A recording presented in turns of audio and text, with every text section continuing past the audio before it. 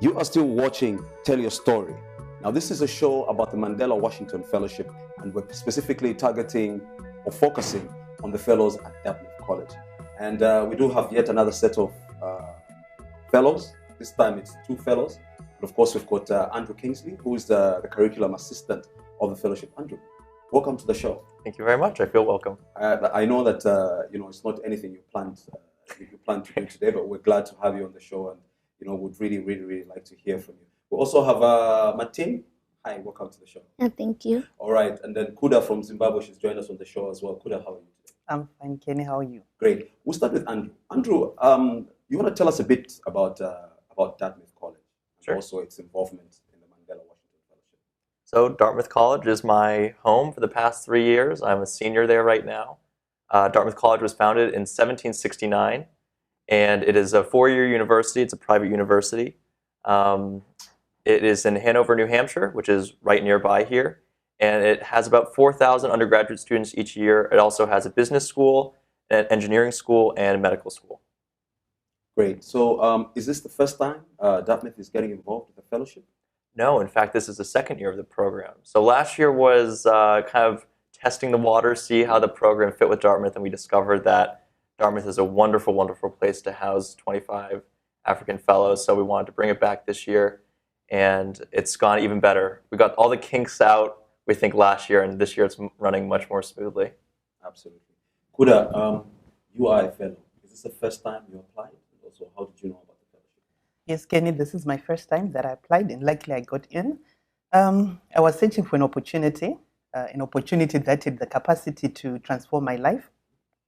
So in this search, I just stumbled upon the yearly program. And then on searching on it, I then found that I knew some of the fellows that had come in last year. I contacted them, and they told me about the great opportunity that this was for me. And I applied, and luckily, as I said, I got in. In Burkina Faso, Yeah, did so many people know about the fellowship?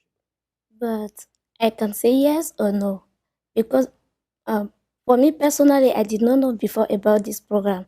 It's when it was time to apply, I get information from a friend, and I just apply it without knowing many things about yearly and the program.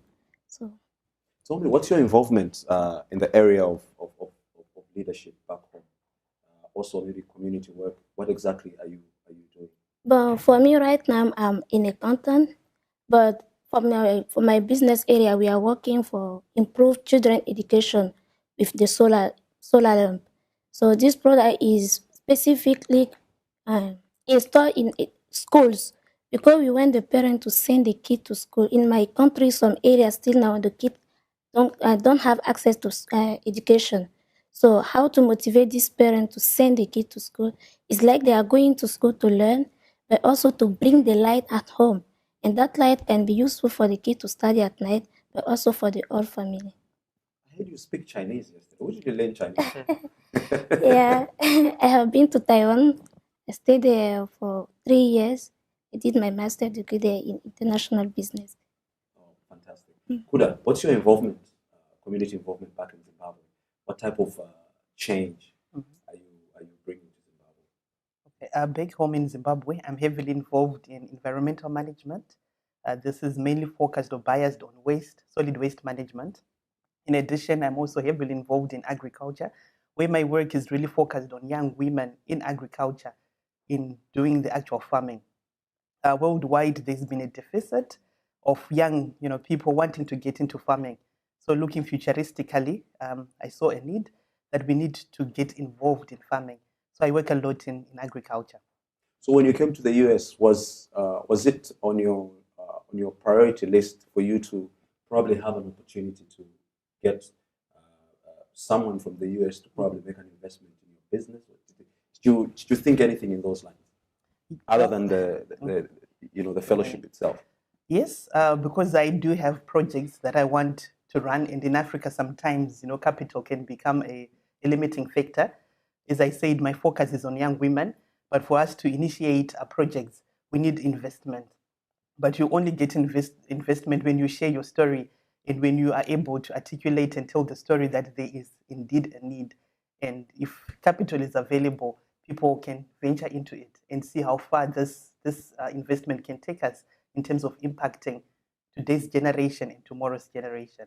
Great, Martina. Would you like to grow the business, the great work that you're doing back home? Yeah, of course. But for my business right now, I can say that it's not started yet. But I have worked for that project 2 years ago, and I see how it has affected mostly this children education.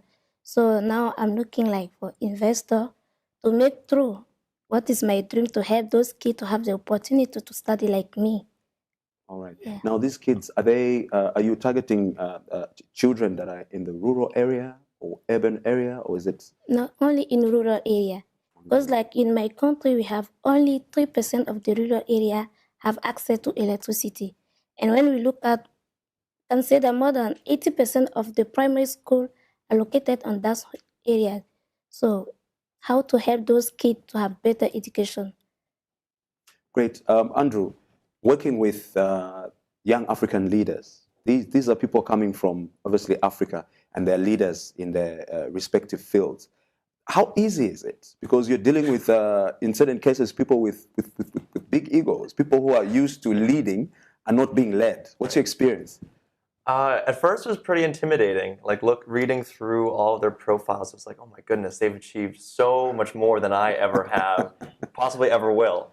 And trying to remind myself I'm their teacher, I'm the one helping them through these programs, and having to give myself the confidence to get into the classroom and just break through those egos. But it was pretty easy. I mean, everyone here was just so welcoming and affectionate and passionate. They were very willing to listen to whatever I had to say, even if I wasn't so sure of it myself.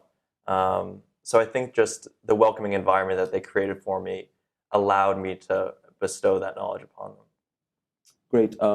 As we wind up, what would we like to see different back home, or what would you like to do different back at home after the fellowship? Kuda. After the fellowship, one of my port of call is to get the youth involved, to share my experiences at Dartmouth, so that they can also realize that if you go after something, you can get it. Opportunities are out there; they are galore, but it only takes courage and the want in you to say, I'm going after this and getting it, like I did. I just simply applied. I'm here and I'm learning a lot. And a lot of the youth back home are not taking the initiatives, maybe because they think there are no opportunities. But just by sharing an opportunity that I got, I'm sure I'll motivate a couple or many to go after their dreams. Great. Martin, how do you feel about being among the 500 inspiring young African leaders attending this year's fellowship? Yeah, I can say firstly, I'm even proud of myself being among those people. Many of them are from English-speaking countries, and we are from French-speaking countries. Is one of big challenge, because all the day you have to listen from those language which is different from yours. And from this program, I can say that I learned a lot. Like before coming here, I'm not a risk taker. I want to do business, but I don't want to take a risk. But what I learned here, I say, now I'm ready to go back to start my business. Great, that's absolutely fantastic. Andrew, I'm told that next year they're increasing the number of fellows coming to the US from 500 to 1,000. Yes. Will you get an opportunity to work with the fellows again next year, and how do you feel about it? I sure hope so. I'm actually making my plans for next year right now, so I might talk with Amy and Tom about returning to the program next year, so we'll find out. All right. If you were given an opportunity to visit Africa today, which country would you want to go to? Oh boy. Well, I've already been to Ghana. Other than Zambia. Of course. Always first choice. Yeah. I've already been to Ghana. I spent around 3 months there teaching middle school students English and math and arts. So if I had to go to a new country, that's a tough choice. All these people listening don't want to make the wrong choice. Maybe you can figure it out after the show, right? Yeah. All right. I don't want to be politically. I want to visit all of them. Absolutely. To make everyone happy. I will send a message to you from everybody. I think everybody feels that you're welcome in their countries. Thank you. And whenever you feel like coming to Africa, we'll be very happy to host you. Thank you. Great. As we take a break, Kuda, Martin, Andrew, thank you so much for coming on the show. And we wish you all the best as you go back to Africa. And Andrew, wish you all the best as you push forward with your education.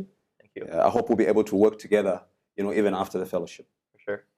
Great. So now we take a break and we come back. We have another 3 fellows coming on set, and they'll be sharing their stories as well.